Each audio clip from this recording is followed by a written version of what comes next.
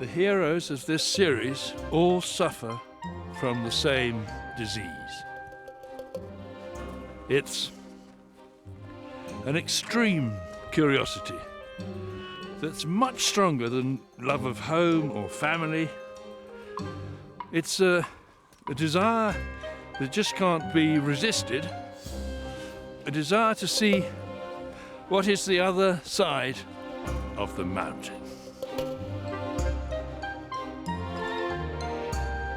It all seems so very romantic. To discover new cultures, to explore roads where no other European has ever set foot. But what did it bring the people who were living there? What did they gain with our appearance on their side of the mountain? I was born in the wrong century. That's what my friends tell me, and I'm afraid they're right. I should have lived in the 19th century, when most of the world still had to be discovered. I should have been one of those brave men who left the safety and warmth of their homes to explore the blank areas on the globe, those places where no white man had ever set foot. Without those men, the world would not be as it is today.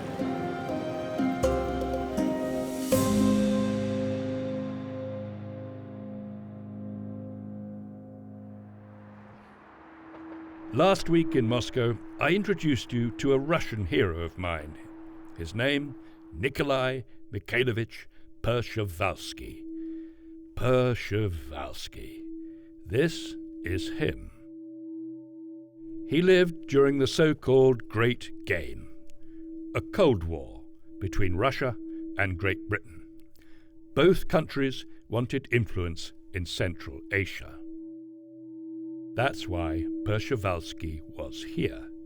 He was an explorer paid by the Russian Ministry of War. Not a pleasant man, according to his biographer. He was absolutely ruthless, without pity, I would say, and he could be cruel to the point of sadism. Przewalski loved the other side of the mountain, but he hated the people who lived there. He detested the Chinese and thought the Mongols were dirty and lazy. The Mongol is a slave to habit. He wants the elastic, manly spirit of the European, ready for any emergency and willing to struggle against adversity and gain the victory in the end. His is the stolid conservatism of the Asiatic, passive, apathetic, and lifeless. Cowardice is another striking trait of their character. 5 times Przewalski attempted to reach Lhasa, the capital of Tibet. 5 times he failed.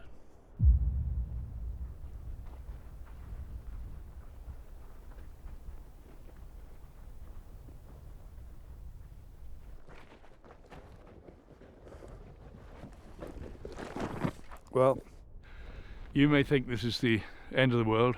I certainly think it's the end of the world. But in fact, it's the Russian-Mongolian border. And I looked up a few figures. I'm 6,049 kilometers from home. And when Przewalski was here, he was 3,907 kilometers from his home. And he, unlike us, unlike me, he thought of this as the beginning. This was where all his trips began. 5 attempts to reach Lhasa, as we now know, all in vain.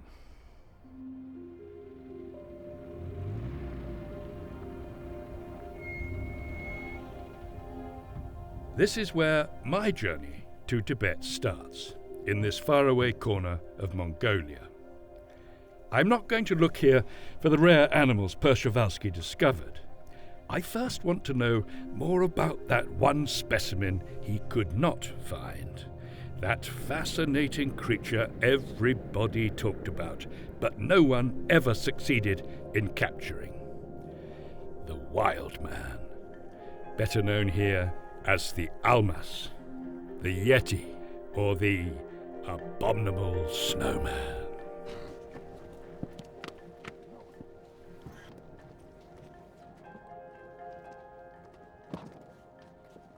We asked Challing Halbertsma to join us on this journey because he's written this wonderful little book about the search for the Yeti, the abominable snowman, or the Almas, and how did it all begin? I remember this quite well. I was working in Ulaanbaatar at the time, and one morning I was sitting in my office and I opened the newspaper, the state newspaper, the Mongol Messenger. The Mongol Messenger. And in there was a little news item about a certain Miss Tufshinjargal, a driving instructor who was driving with a pupil one morning in the west of Mongolia, where we are now. And when she suddenly was approached by a wild man, an Almas, who took her from the car, and only by making lots of noise and by fighting back she could free herself, and the Almas took off into the Altai Mountains. And Wow. we were sitting in our office and having a little bit of a laugh about it, that this would make the state paper of Mongolia. But then when everybody had gone back to their desks, there was one woman who came to me. She came to my desk and with a lowered voice she said, "I come from this region, I come from Altai. You laugh about it, but it's true. We have these creatures, a wild person, a wild man, who are living here in Mongolia until this day."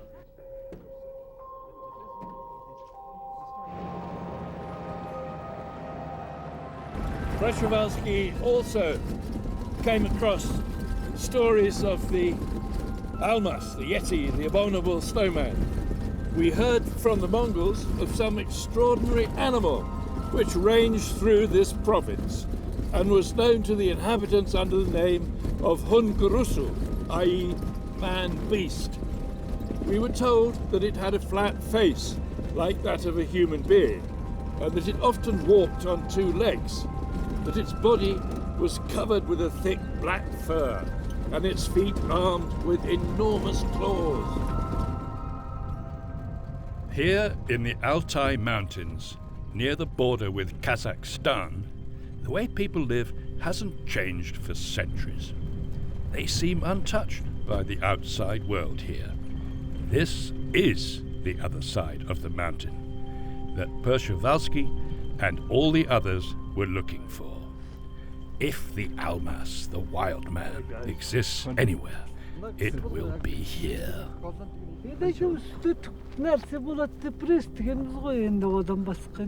His father told him when he was herding the sheep, he saw from far away Oh wow, the big hairy man bit with like the me. hairs. Yeah.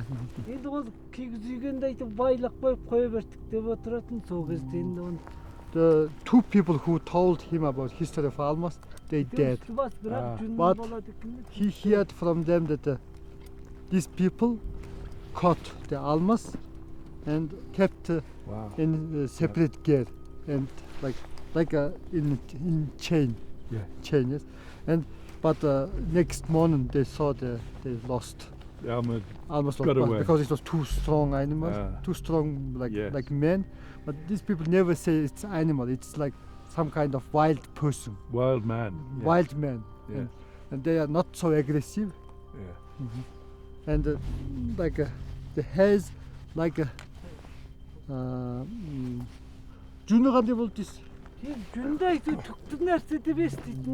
like a wool camel like hair. a baby camel. Baby So camel. it's like really soft hair. Very soft.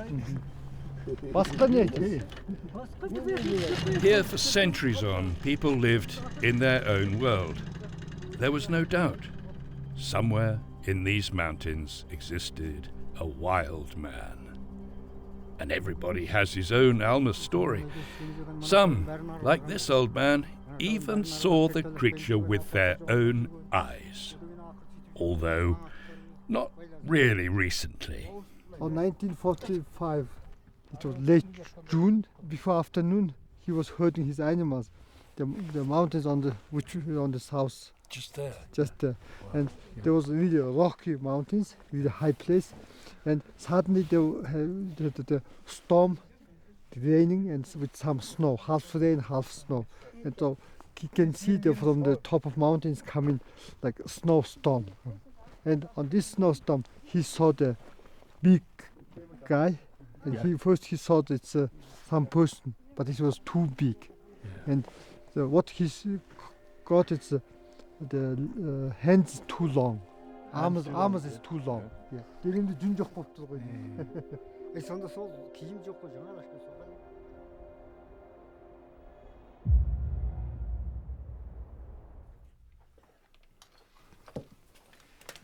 We're finally in the very centre of the area where you did your research, aren't we? So, did you gather any stories here? I mean, you started here, didn't you?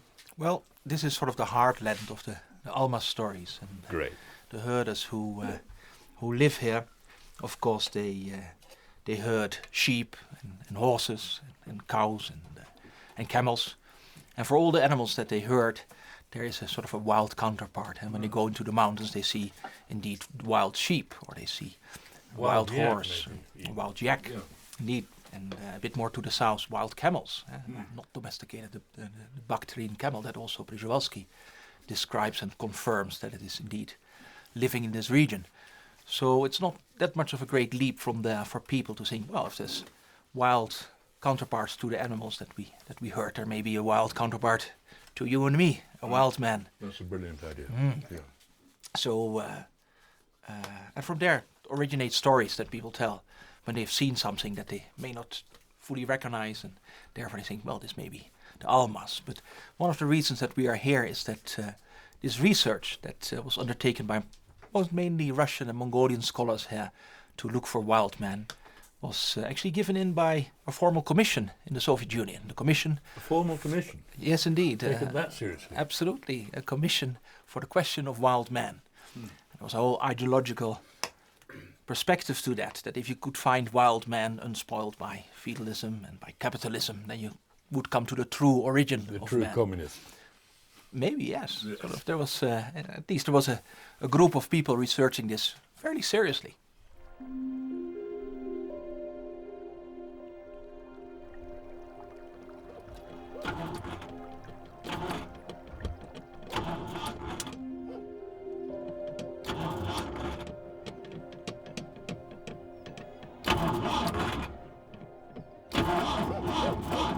Przewalski would have seen this every morning when he woke up. I'm sure he woke up earlier than I do, but still very early. And a wonderful night. We slept round the fire, 14 people in this little house. And a marvellous feeling of great welcome. And, well, a lone horseman came by in the evening, and he walked straight in, and he was given tea and food and entertained, and he left without saying goodbye or thank you. And Chalik says that's absolutely normal. Hospitality is a given. Your door is always open to strangers. And you only say thank you if it's serious. And serious means if you're absolutely certain that somebody has saved your life, it's okay to say thank you. And I was amazed. You can't help it. I've soaked with Przewalski, and he says that the Mongols are lazy and dirty, and there's no future for them, and they should all be replaced by Cossacks. And he really dislikes them, but it has to be said he dislikes the Chinese a whole heap more. Well, I had quite the opposite impression, and if we're going to be trivial, scrupulously, wonderfully clean, and I really enjoyed it. Falling in love with the Mongols. It's just, I hope the car starts.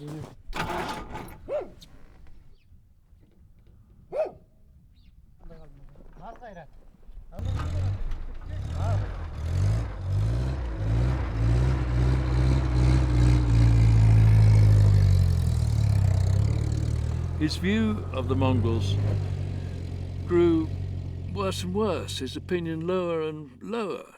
He actually proposed in a last document to the Ministry of War in Russia to rid this entire landscape of Mongols, all of Mongolia. And what was he going to do with his people? Well, either resettle them in some lousy part of Russia or rid the land of Mongols by executing every man, woman and child. And this is a later passage, much later in his travels. He meets the Mongols of Koko Nor, who are the worst of their race. Their expression is stupid, their eyes dull and heavy, and their disposition morose and melancholy. They show no energy, no strong desire for anything, but a sort of brute apathy as to everything in the world except food. The Prince of Koko Nor, a man of some intelligence, spoke of his subjects to us as only externally resembling human beings, as in all other respects, absolutely beasts. Knock out a few of their upper front teeth, set them on 4 legs, and you have regular cows, added he.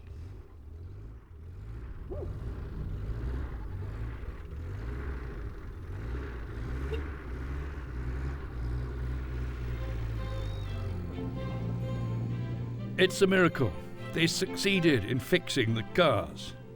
From here to Lhasa, it's still 2,300 kilometers as the crow flies.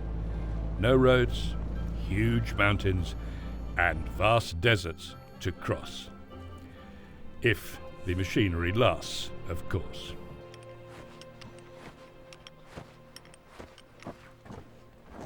This is the 4th time this Russian-made minibus has broken down, and, well, normally the driver, who's a very good mechanic, can repair it, but he also drives as if he was on a horse. Maybe we'll just have to stay here at 2,500 meters and wait for somebody to pass, which they do once a month.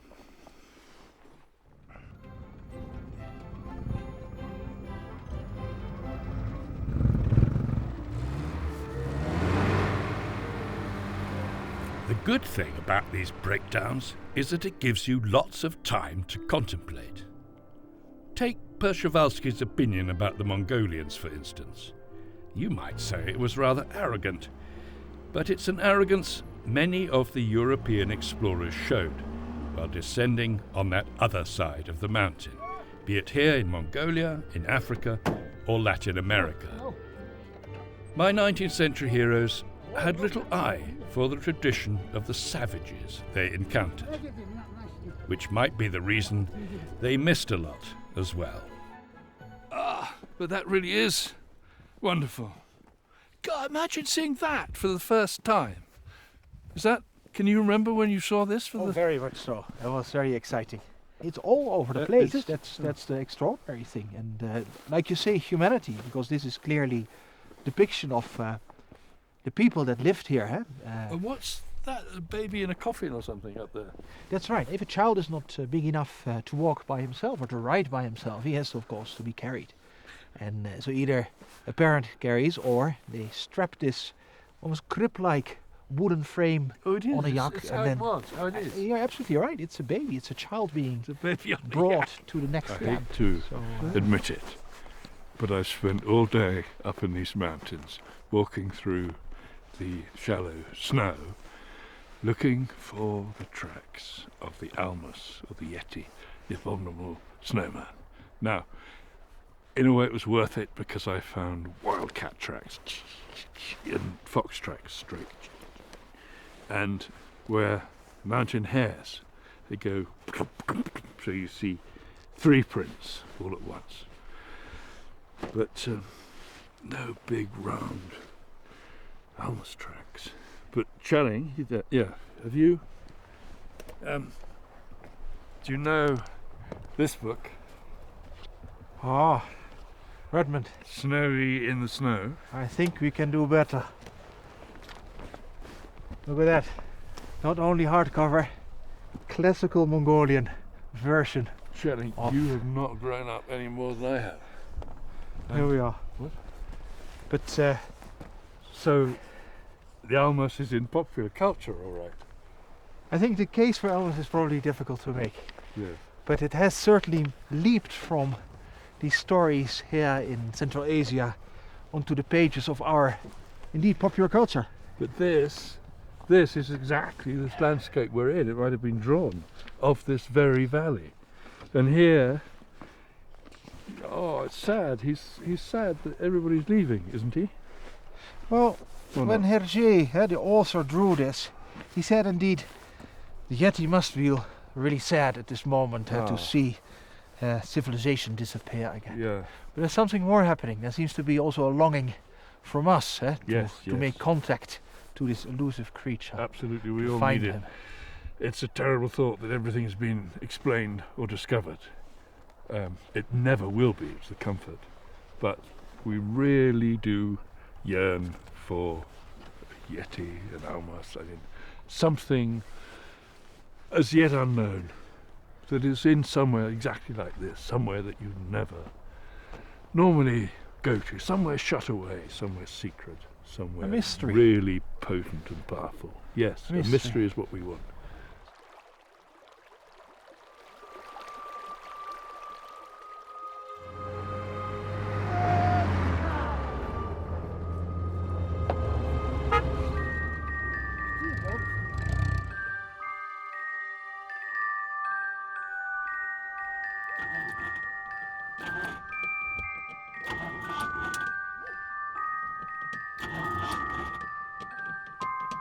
That morning, when I wake up shivering after a freezing cold night, the car is dead again. I'm not surprised. It gives me time to watch our host and his son training their hunting eagle on the hill.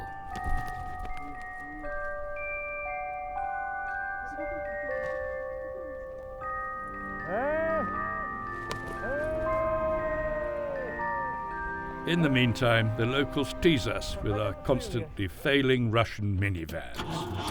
This is not a country for cars, they tell us. We'd better use camels here, like they do, and Przewalski did, of course. Hang on hard. It's surprisingly movable.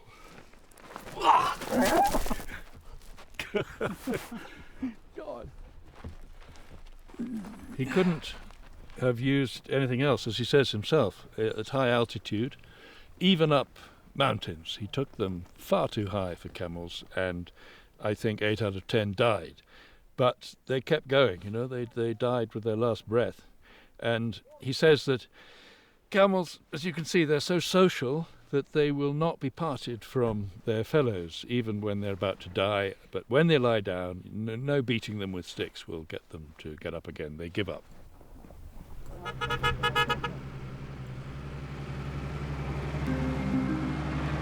It's a lovely animal, the camel, but no. For our trip to Lhasa, we'll stick to our steel Russian friend. At the end of the 19th century, Przewalski tried to reach the capital of Tibet 5 times.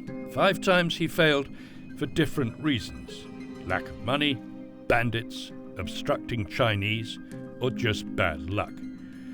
The nearest he got was a distance of 500 miles from Lhasa. I'm not so sure we're going to beat that record. For the time being, China refuses to grant us permission to visit Tibet.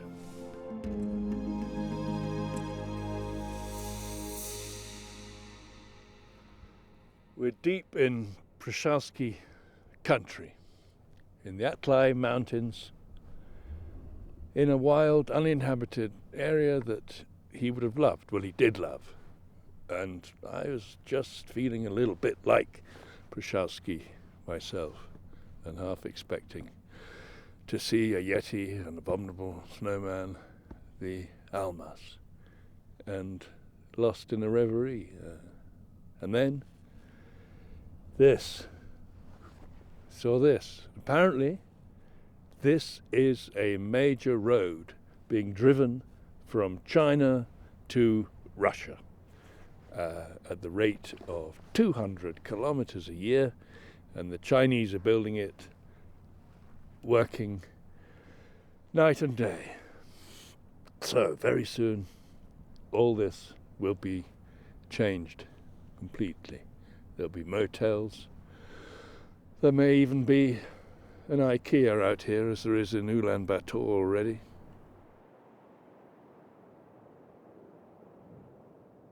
It's going to be a 6-lane highway, and it looks like, you might think a kind gift from the people of China to Mongolia, but the Mongols think maybe there's more to it. After all, it's connecting Russia and China, the two empires that seem to want to divide the resources of this country between them.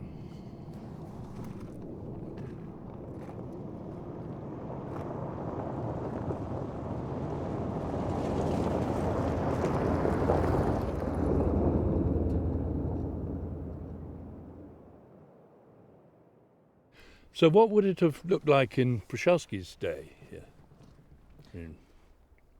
Well, I guess the people that Przewalski encountered here are very much the people that we see here also today. Herders with livestock roaming here in the Altai to scrape a living out of the Altai. But of course, one has to remember that Przewalski didn't come here as an innocent anthropologist. He came here as a man of empire, to build empire. And he was, after all, sent to this place, sponsored by the Ministry of War of Russia. Yes. And the region he traveled through was at the time, of course, part of China. So I came here to gather basically information and intelligence how to bring the Russian Empire into Central Asia, to open Central Asia and find access to the riches and the wealth of India, part of the great game. As we very recently know that especially in southern Mongolia and the Gobi, there is a tremendous wealth in mineral resources. There's literally mountains of gold under the Gobi Desert. There's the largest untapped reserve of coking coal in the world, never been tapped before. Could he have found that himself? It was a lack of observation on his part? Or? I don't think so. It's quite deep. It's technologically difficult to mine. It's tough to get there. But the volume is vast. It can really transform this country. And you say mountains of gold. Is that a metaphor or are the real mountains? No, it's true. There is literally mountains of gold under the Gobi Desert. Well, this road's beginning to make a lot of sense.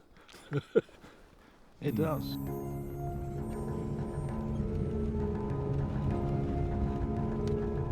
On the road again. I can't keep my eyes off the driver. Look at him. He rides his Russian van like a camel. He seems to follow no road, turning left and right at random. So far, the Mongolia I see isn't very different from that of Przewalski. The beautiful landscape unchanged. The gers, those typical round tents of the nomads, it's all identical. But in 20 years' time, this Mongolia will be gone. Thousands of nomads have already abandoned their way of life to try their luck here in the capital, Ulaanbaatar.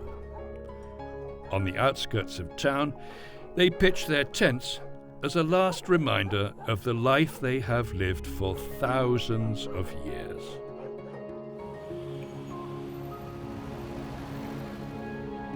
Now, when Przewalski was here, this was a little, albeit dirty town called Berges, a name the Russians gave it. And then it was the second holiest city in all the Buddhist world. Now it's the second most polluting city in the whole world. But this is how Przewalski described it when he first came here in 1870. Besides the temples and a few Chinese houses, the remaining habitations of the Mongolian town consist of felt tents and little Chinese houses, each standing in its own plot of land surrounded by a light fence, which sounds idyllic.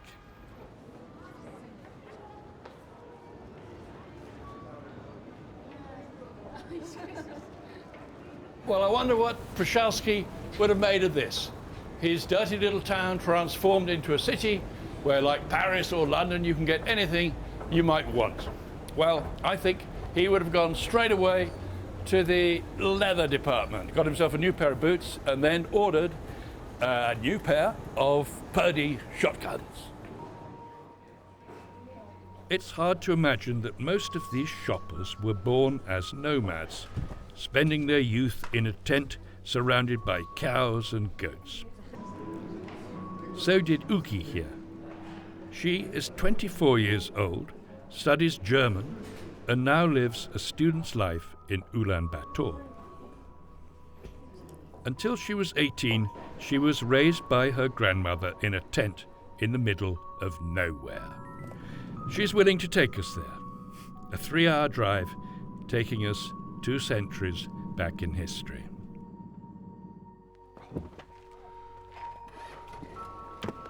So, sind wir jetzt da. Und da wohnt meine Schwester und sie hat einen Kaffee. Und jetzt gehen wir ein bisschen zum Essen. Danach kommen wir zu meiner Oma. Gehen wir rein. Okay. Ja.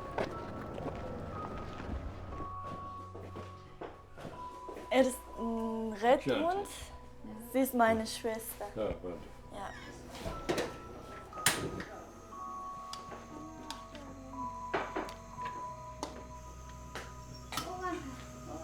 To be able to pay for her studies, Ugi works here, in this roadside restaurant owned by her sister.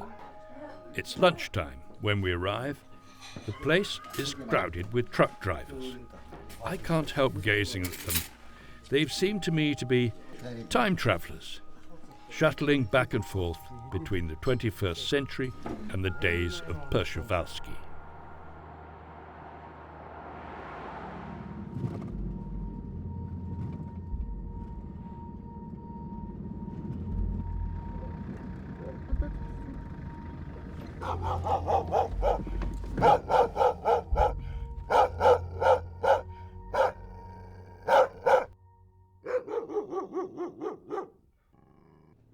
Oh, wow. What a beauty. May I kiss your hand? So, gehen wir rein. Can we see Granny? Ja, zu meiner Oma. Gehen Ah, wir Oma. dann rein. Ja. So, das ist eine Stuttenmilch. Wow. Bei uns trinkt man im Mare's milk, Herbst und ja. served by Beauty.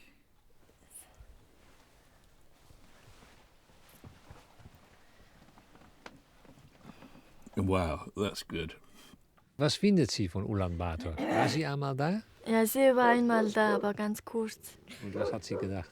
Sie hat gesagt, dass es schon so viel fast los ist und hat sie auch Kopfschmerzen gekriegt.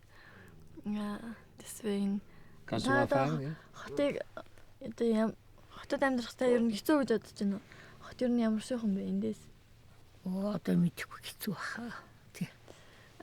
Sie glaubt, dass die Stadt ist schwieriger als das Land und sie hat sich daran gewohnt, auf dem Land zu leben. Auf dem Land leben ist besser für sie.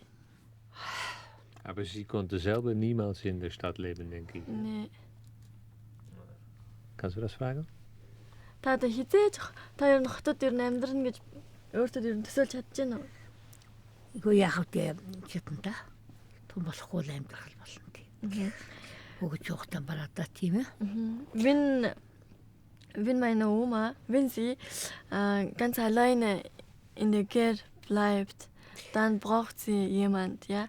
Und da wohnen ihre Kinder in der Stadt und dann muss sie unbedingt zu den Kindern gehen. Sie kann nicht alleine hier leben, ja, ohne jemanden. Deswegen, wenn das unbedingt braucht, dann kann sie es schon. Aber nicht so für immer entschieden, das geht überhaupt nicht. What a giant leap Ugi made. In 2 generations from the gur, the beautiful round tent of her grandmother, straight to the world of fashion and Facebook.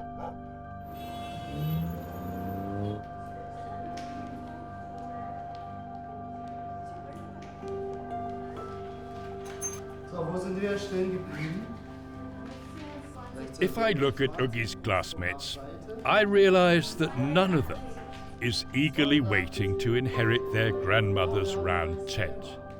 They will never leave Ulaanbaatar. Maybe that's the biggest difference with Przewalski's days. More than half of the 3 million Mongolians now live and work in the city. If Przewalski could see Ugi and her friends, he wouldn't believe his eyes. His Mongols were lazy, backward, and stupid. And the ones he hated most were the lamas, the Buddhist monks. The clergy, or so-called lamas, are very numerous and comprise a third, if not more, of the male population, who are thereby relieved from the payment of all taxes. It is not difficult to become a lama. Parents must voluntarily dedicate their son to this profession while he is an infant, shave his head, and dress him in a red or yellow robe. All lamas must be celibates, an abnormal state, which gives rise to every kind of immorality. Lamism is the most frightful curse of the country because it attracts the best part of the male population, preys like a parasite on the remainder, and by its unbounded influence deprives the people of the power of rising from the depths of ignorance into which they are plunged. As we know, Przewalski advised the Russian Ministry of War to eradicate the inferior Mongolians and replace them with Cossacks. Luckily, his advice was ignored. But then, 60 years later, Stalin came to power in Russia, and Mongolia became a puppet communist state. In the years that followed, thousands of Mongolians, mainly the lamas, the priests, were slaughtered. This is a museum dedicated to the memory of the victims of Stalin in Mongolia. It was the former home of a prime minister in the 1930s, Gandon, and it's run by his grandson.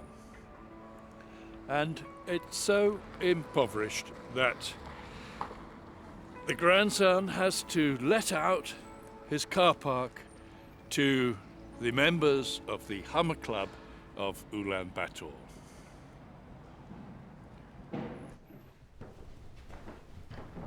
Oh, that's horrifying.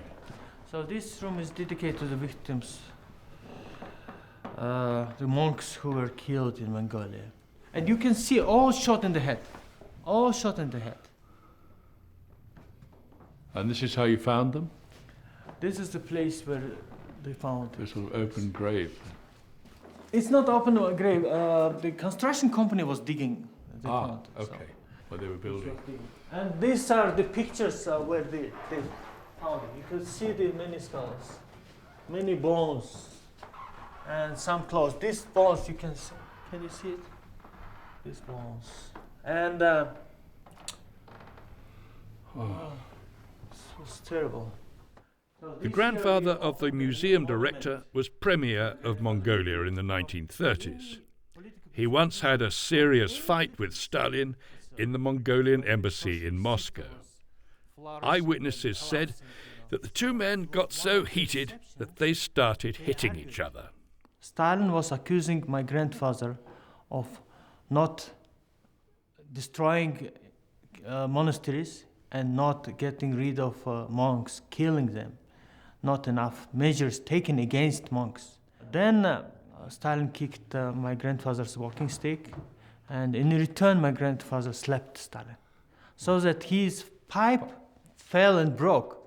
And Stalin was very upset because he loved that pipe. And the consequences, after some years, my grandfather was tortured and killed. 2 times, Mongolia was favored with the attention of Russia. First, Przewalski with his great game, then Stalin with his great repression that killed thousands of lamas and destroyed their monasteries. I'm invited by the former president of the country, Ek Bayar, to join him on a visit to a Buddhist temple. The Golden Buddha inside was rebuilt after the communists left. almost every family here has suffered through these years of repression.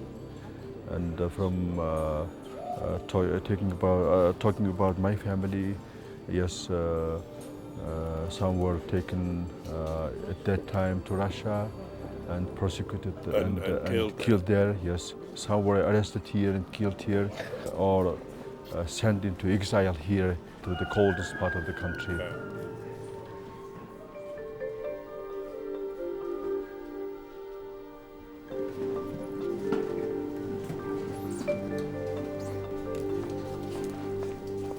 In the 1940s, the original was destroyed by the Russians, wasn't it? Russians dismantled the statue and took it to the former Soviet Union. It was in early 40s, and the excuse was we needed more bullets, so we need this statue. And then, so for half a century, almost for 50 years, the monastery was empty. So we went to Russia to try to find the statue. Russians were not very much cooperative at that time.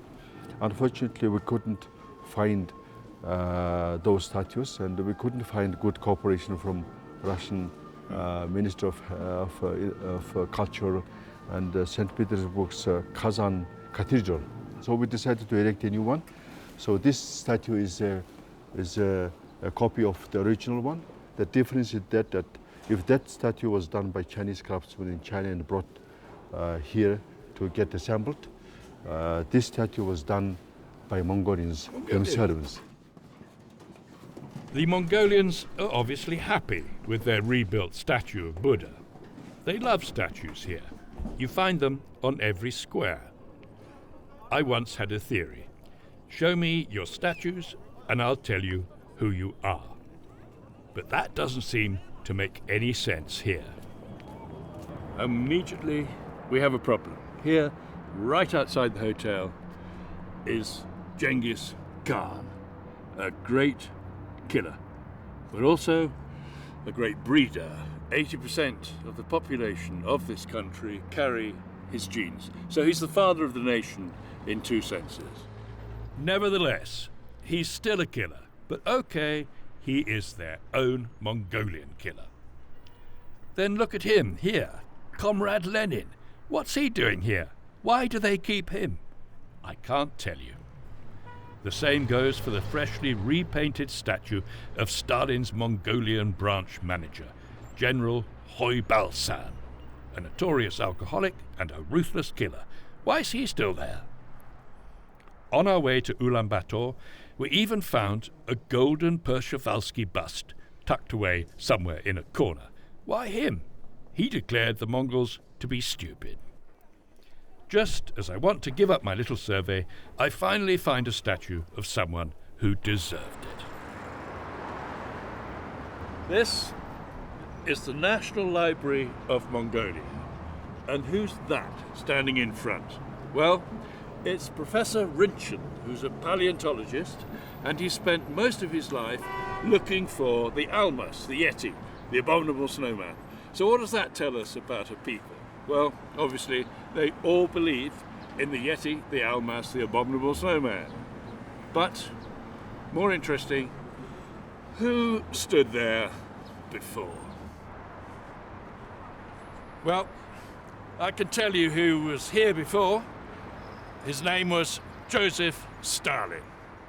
And after the collapse of communism in the early 90s, he disappeared. After Przewalski and Stalin, you would expect the Mongolians to hate their Russian neighbors. But, strangely enough, they don't. Okay? They did away with Stalin's statue. But the Museum of Stalin's Repressions is almost bankrupt. Nobody seems interested in the dark Soviet past. My new friend, the former president, has to help me out here.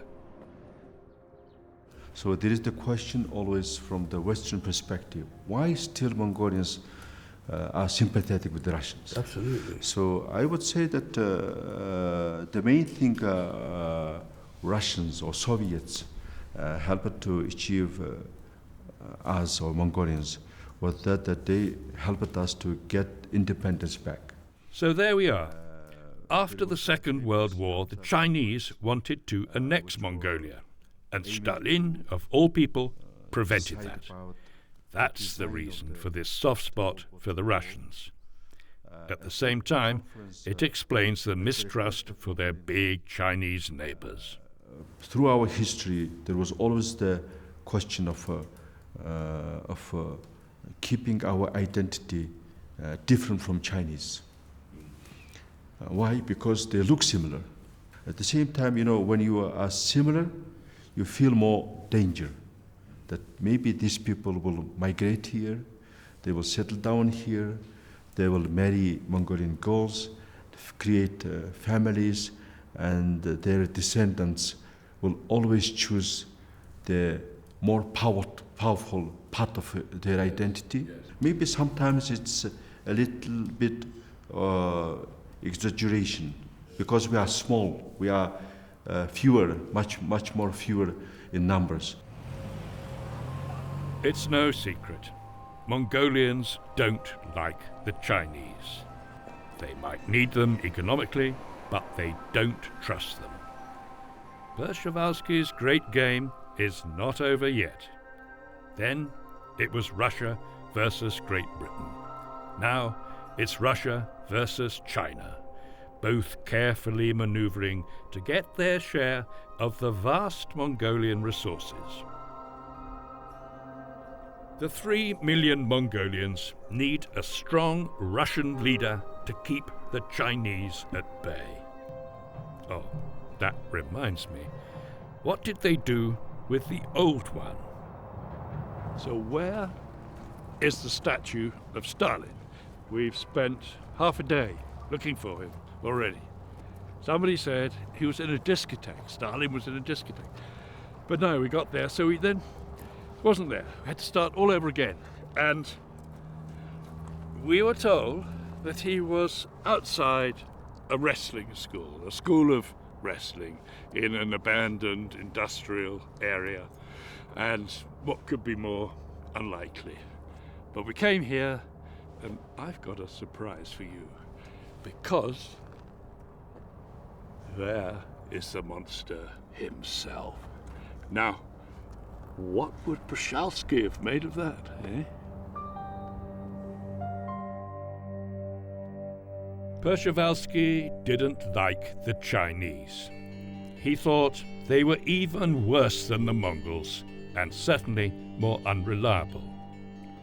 During his travels, he didn't try to hide his disgust. Good old Przewalski. Never could he have imagined in the 1870s that his words, now, 140 years later, would prevent me from reaching my other side of the mountain. Beyond that range of mountains lies the border between Mongolia and China. And beyond that is the border of Tibet. And beyond that lies the forbidden city of Lhasa, which Przewalski tried to reach 5 times. And each time he was turned back. Well, we've been turned back. We made the mistake of asking the Chinese if we could make a film about Przewalski in their country. And they said, absolutely not. Under no circumstances are you going to have anything to do with Przewalski in China. We hate him. So this is as far as we get.